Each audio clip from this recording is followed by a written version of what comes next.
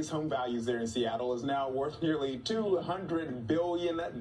He first landed on the Forbes billionaires list back in 1999, so he was definitely partying like it was that year, with a net worth back then of only $10 billion. Aww. That year, Mona, he spoke with ABC's Peter Jennings as we open up the ABC News Vault to December 27th, 1999.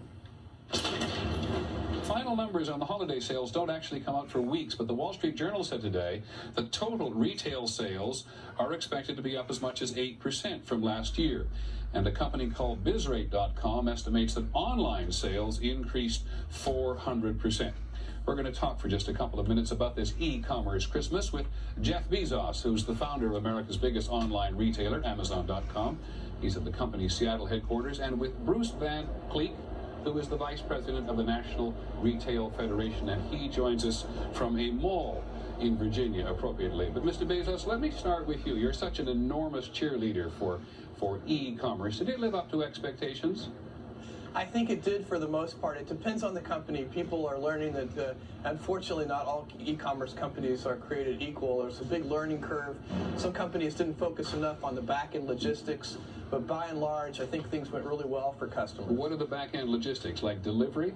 Yes, some of the stuff that, the less glamorous but incredibly important part of the business. Fulfillment and shipping and customer service.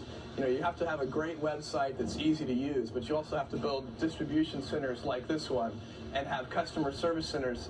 You have to be old-fashioned in some regards, and believe me, shipping products to customers is really important. Well, Mr. Van Cleek, we find you in a mall in Virginia. In the longer term, do you think that Americans are going to be shopping a lot in e-commerce and retail sellers should be really worried?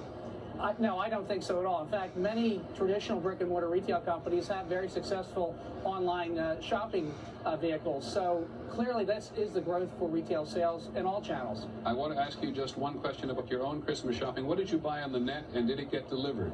Actually, I bought some videos, and I bought some CDs, and I did buy some products from Amazon, and they were delivered on time as expected. So I had a great online shopping experience. You sound like an advertisement for Mr. Bezos. Mr. Bezos, what did you buy in a store? Well, I've been buying. I always, of course, buy even half of my books, which is one of the categories Amazon.com is best known for, in physical stores. Physical shopping isn't going away. And you think it isn't going away because people will still want the communality that being with other people brings?